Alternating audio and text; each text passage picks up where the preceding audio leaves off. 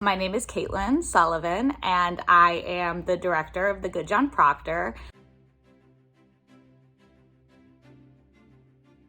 For me, with the play, it was just total love at first sight. It just has everything I want in a play. It is so character driven and completely rooted in the bodies of these girls.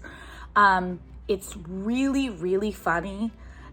It's deeply strange, and I mean that as like the highest compliment. You know, we're really kind of situated in the psychological landscape of these young people, which is, for me, both a very familiar place to be, but also a kind of strange place to visit as an adult, to like remember what your adolescent mind did, or certainly like what my adolescent mind did, and Talene kind of lets that be the whole world.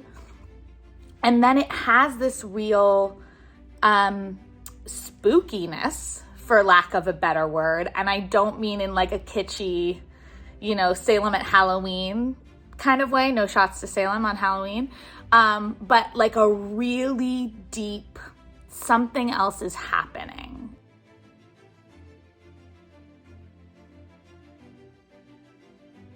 There's a lot of fear coursing through the text.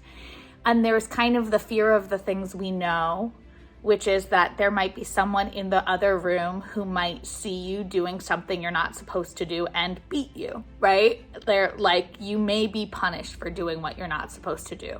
And that is one kind of constant fear. And then there's this other fear that is like, there are sounds that are coming out of the woods.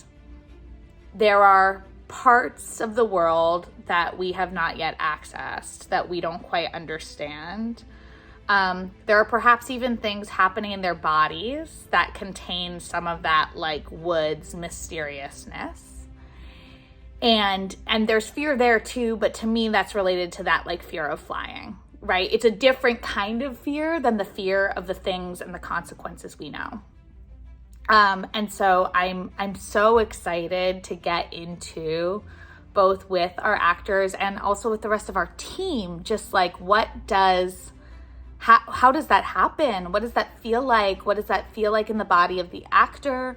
What does that look like in the world that we're creating? How are we manifesting the kind of like power and the possibility of the worlds that we haven't walked into yet? What are the things that scare us that might also contain the like seeds of our freedom somehow? And what does that feel like